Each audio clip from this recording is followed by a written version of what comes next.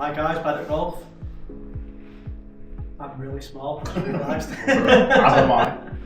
Today, something special. We're going to have a lesson, not by Joe. Not my coach. Give me a Not pause my there, proper right? coach today. Proper coach, yeah. European Tour, Jack Senior. See how this goes. We're bad. Can he make it a little bit better? Probably not. Can you, Jack? Can you make it a bit I think better? I can make it better. Yeah, make it better. I like that. Hopefully. Let's Let's do what's in the bag. do this in the back. Where do you want to start? Bottom end, top end? Let's go.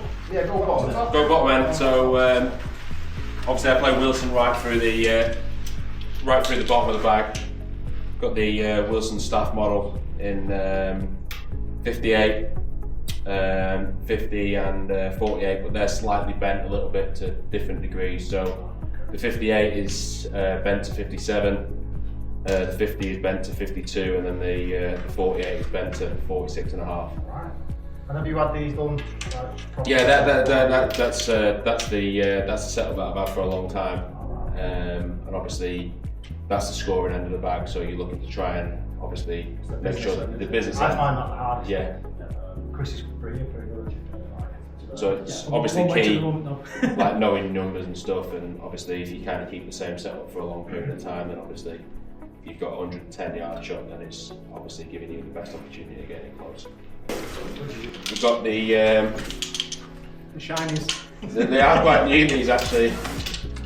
Obviously we've got the staff model irons, 9 to 3 iron. Yeah, 9 to 3 iron. Yeah. And how often would you change these irons, Jack? Would they last a season? Would they last 2 seasons? I'm not a big guy for change, as you'll probably see at the top end of my bag. I'm not a big guy for change. Well, I'd probably say I'll use them for about 12 months. Yeah. Obviously, depending on the different terrains that you play on. If you play a bit of desert golf and they get a little bit of stone action, if you hit a couple offline and stuff, obviously you could change the individual irons. But I would probably say I would change them probably once every 12 months. So would you actually hit the 3 iron off the ground now? Yeah, off the ground, yeah. Yeah, fast enough. Yeah. Did they set so with that? That's when I go to.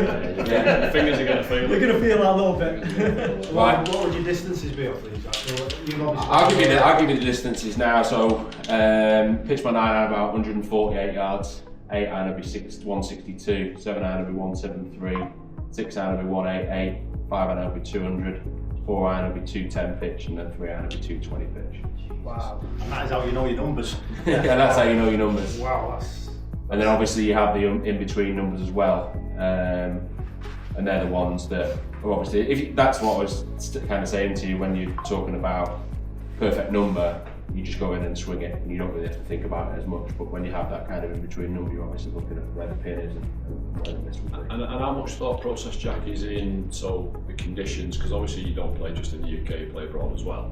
So let's say you're in South Africa the other week. So you're in South Africa. How do you take into consideration the difference in air temperatures and wind and stuff like that? Do you add on? Yeah. So I've just played in Kenya and then South Africa. So Kenya's, we pretty much play meters in Kenya because it goes obviously about 10% further on average, but at the heat of the day sometimes it can go up to 12.5% further.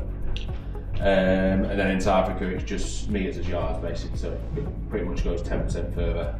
But obviously that differs throughout the day. So if you play in the morning, it might only go 5%. If you get up to midday, it might go to 10%, and if it's a really warm day, you might get close to 12%. And it's all then on ball flight as well. Obviously, if you've got that full shot and get that ball in the air, then it's going to give the altitude the opportunity to obviously have the ball travel further. But then when you're hitting that kind of in-between shot, so if you were looking at flying down an 8 iron or something like that, the altitude wouldn't have an effect as much, obviously it wouldn't travel as far. So it is difficult, and that's obviously why if you look at kind of like the history of events in South Africa, that's why the South Africans dominate, because they're so much more used to it than a European guy who obviously only plays there probably 3 or 4 times a year. Out of all them, which is your baby, which is one that every time you win, go to? This is I don't really have a favourite iron.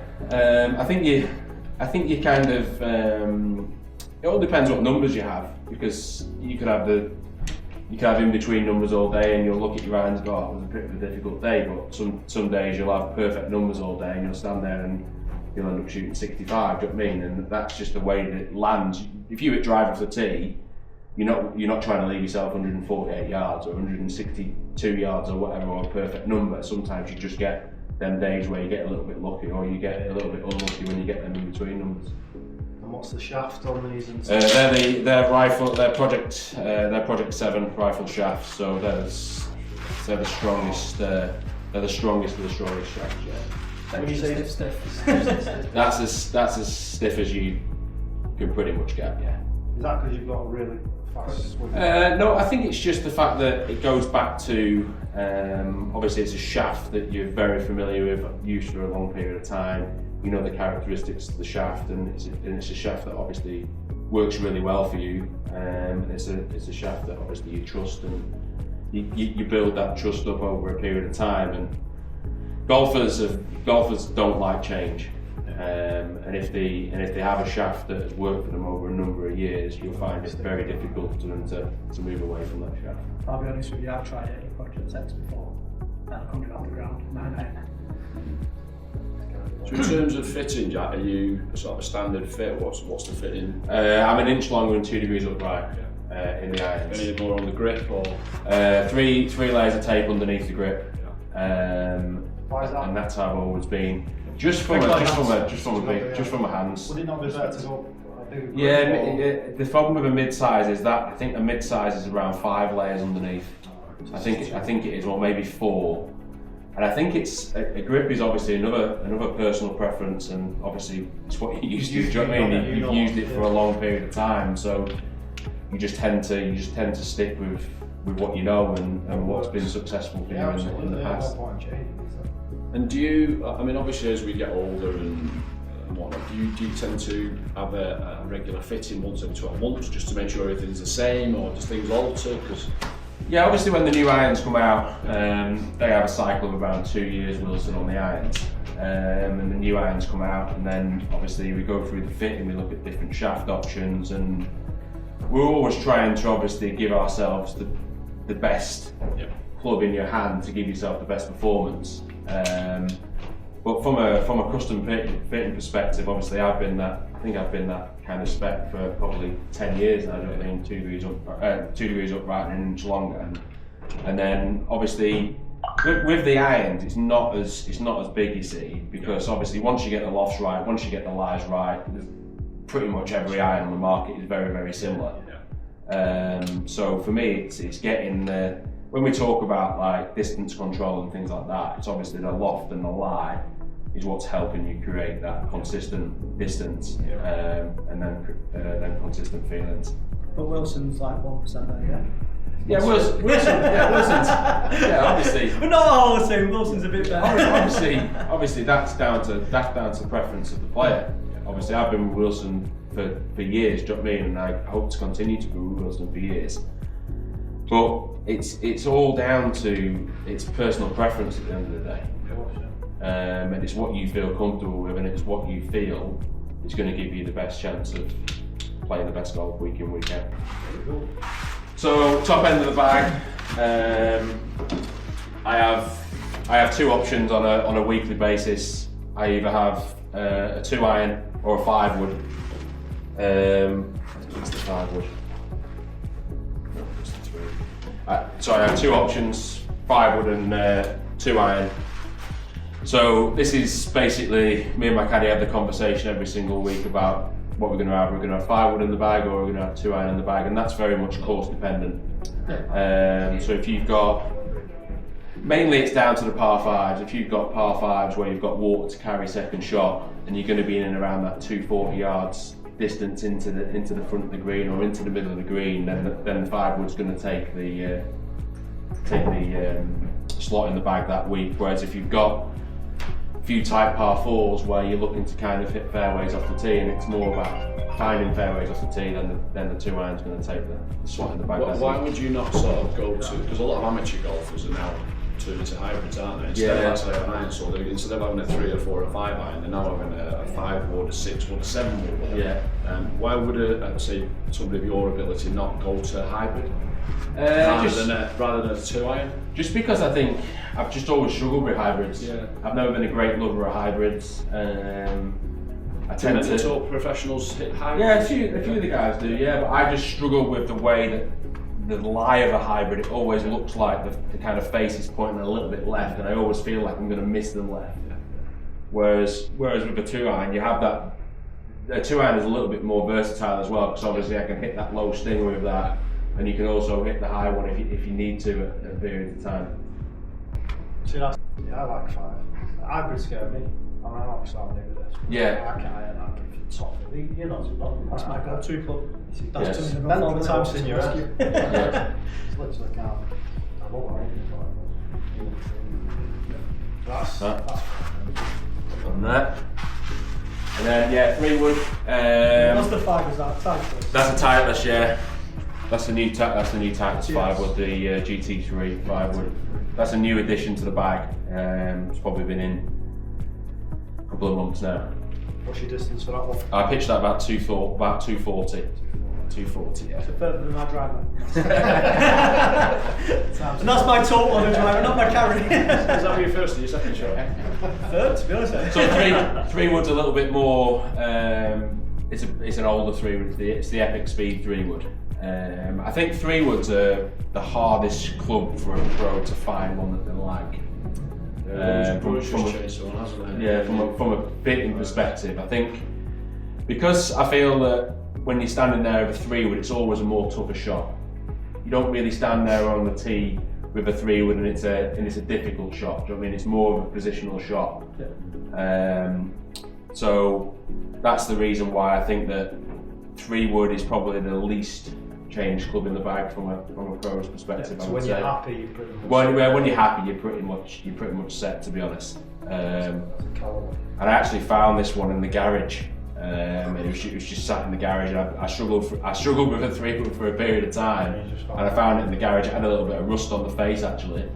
And over a period of time, they've I think you can still see a little bit of rust. I think you can still see a little bit of rust, but I think over a period of time, obviously, the rust kind of come off it, and it's actually turned into one of the best clubs in the bag over the last 18 months, which is so strange. You've been on tour with a rusty club. Well, it's just got a little bit of rust. It just had a little bit of rust off the face because it was just sat in the garage. So what degree is that? That's 15 degree, yeah. So this is the XO 2 ball. This is a putt that I've had in the bag for a long period of time now, and that's another thing that I'm not a big believer of changing a lot, because I feel that if you're not putting well, then it doesn't matter what putt you use, in my opinion. This has been in the bag for 7-8 years, I would say.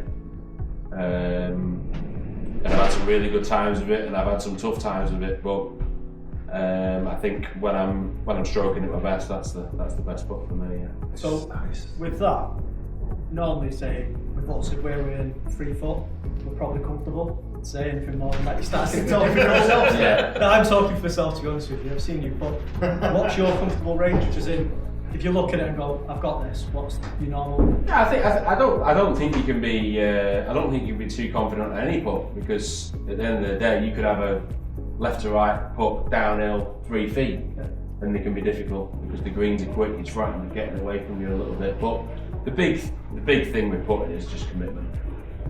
How many times do we stand over a putt and we second guess ourselves and we don't go with what our first thought was? We have it lined up and then we go, is it going to move a little bit more, or is it going to move a little bit less? And then you hit it and then it becomes a little bit uncommitted, and then you actually push it a little bit or pull it a little bit, and putting is all down to commitment. And putting is very much, it's such an individual part of the game, because it's all about confidence. If you miss, I was going to say, stay on the 16th at Marland. We've just put a little short of it, and it was your birdie attempt, wasn't it? Yeah. if you're stood over a 3 foot putt with no confidence, then you're in trouble. Yeah, you're in trouble. Yeah. I'm all in trouble. So I should give up. Right, because the confidence, when I'm there, I just go to pieces. Honest to God, I go to pieces. And like I said, commitment. I'm either going too far, or I'm just going to drop way short. You just second guess yourself all the time. I need to stop. But the scenario we're putting is the ball doesn't know what you're trying to do with it.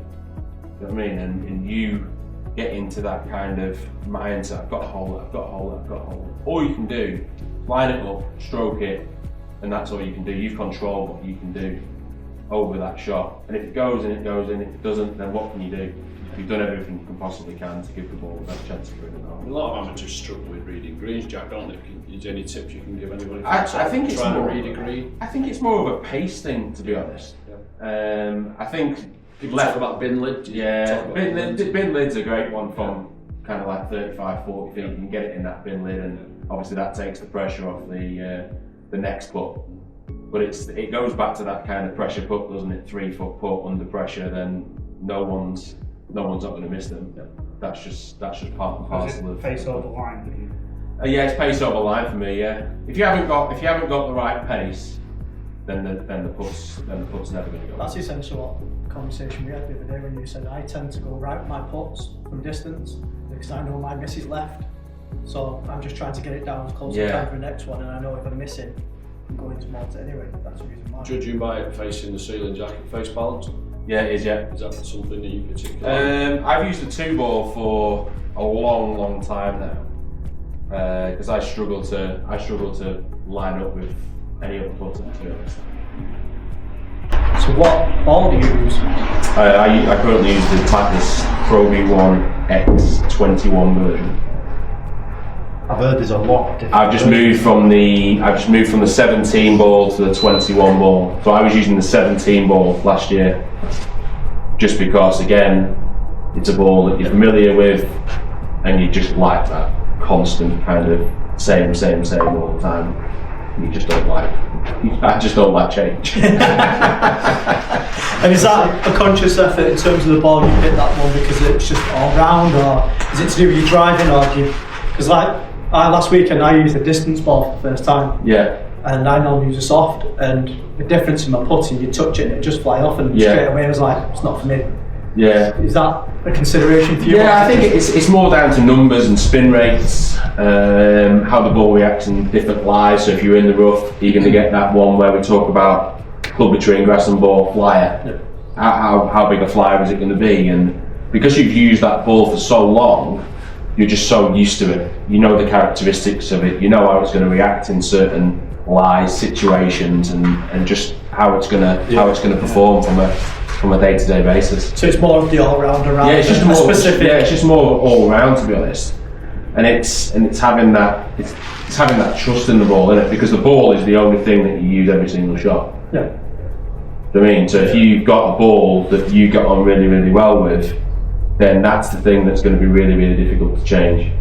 So you've got the thicker grip on here, Jack. Is that because of the way you prefer to grip the club now? It's got obviously a lot of people going 2 thumbs down, cack-handed. Yeah. Which is. I mean, I just grip it conventional more than anything. So I'm just very much conventional. Yeah. I did toy with going like that. I did have a bit of a thicker super stroke grip on it when I went kind of like this way. Yeah. But then I struggled a little bit with rotation. Yeah. But I've kind of gone back to that kind of.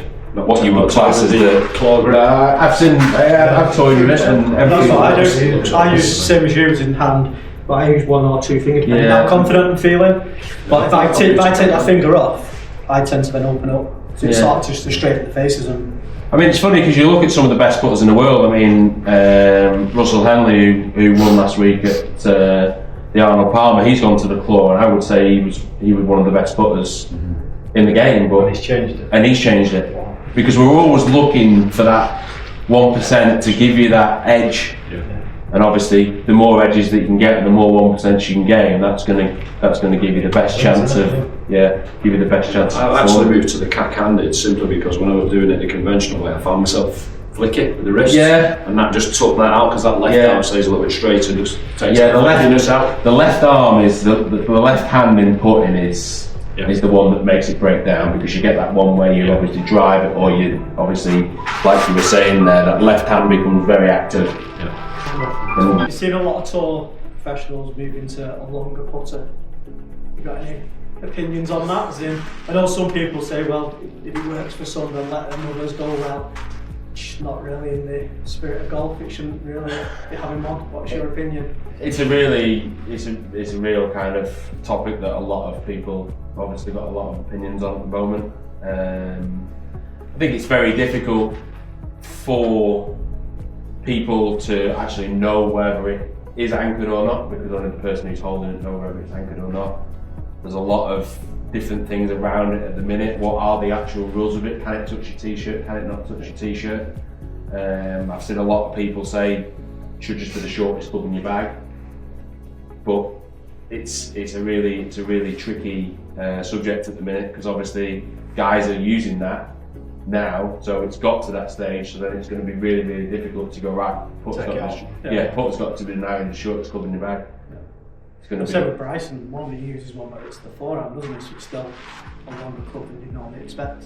Yeah, I think the talk of like the longer ones in here, where it's kind of anchored into your chest. A lot of guys use the arm lock, as you say, but it's a tricky one, because putting's just so individual, and there's not one putting stroke that's the same as another. Do you know what I mean? Everyone has the different tendencies and different styles, and there's so many people who get the ball in the hole so many different ways. And you wouldn't say that the one that's up here, or the one that's at the chest, or like the one that you use, no one's actually dominating. So it's not like this one is the definite one, is it? They're all different. I think the one where you've got it close to the chest here, I think that's the one that's helping the guys who struggle with the shorter one the most. Okay. Because it's giving them that feeling of kind of like, it's just that turn of that almost. Do you know what I mean? This doesn't really get involved here, and there's not as much that can break down and go wrong. Yeah, there's not as much that can break down and go wrong. Let's go to the big boy. The exciting time. When we're all excited. Big dog. What am I looking at? Driver is the. Well, it's an old faithful, really. I've had this in the bag for 7 years. It's like a bit like Trigger's broom. This. It is, honestly. It's a bit like Trigger's broom. It's had loads of different heads, but the same head, and a few different handles on it. But yeah, this is a driver that I've used for a long period of time now, and I think I've had maybe 6 or 7 heads that have broken over a period of time, just because of the times that you're hitting it, and obviously using it for a long period of time. And yeah, it's just been a really good driver to me. And I've looked at changing. I've obviously got access to all new models and everything like that, but this driver's just one that performs really well for me, to be honest. I know your weighting is more middle. Do you ever change that, or is that? I just have the same. I just have that weighting exactly the same, just neutral. Yeah. I'm not the longest, but I would say I'm pretty accurate off the tee. That would be one thing that I would say. What's your normal carry? I pitch that. I carry that about 285, 290. Yeah. So I'm not overly long in the modern day standards with these young lads coming out and hitting it miles now. Some of these lads hit it so far. I don't mean they're pitching at 320, 330. Taking you like 10, can you though? 10%. Yeah, 10% extra. But unfortunately, was it 300? Unfortunately, it's a tight fiddly golf course, so you don't really hit many drivers. So you still hit one to go over 300 though. Yeah. Just to say you've done it. Do you adjust any of this on the shot? No, that all just stays the same. Yeah, that all just stays the same. Yeah. 9 degree. It's 9 down to 8. Yeah. 9 down to 8. Jesus. What shaft is that? That's a Diamana, yeah. That's a shaft. Yeah, that's a shaft that I've used for a long period of time as well. So what's your swing speed? My swing speed is 115, 116. Yeah. Technique in here and what's going on, what's breaking down. For the world, or someone who's in the top 10 in the world, they just do them things at the right. How was that when you lost your card the year before? How was that from an emotional side of things? How did you deal with that? How did you? I mean, because it must have been a bit of a setback. Very few have, and it is obviously key to play from a young age and to kind of build the foundation more than anything.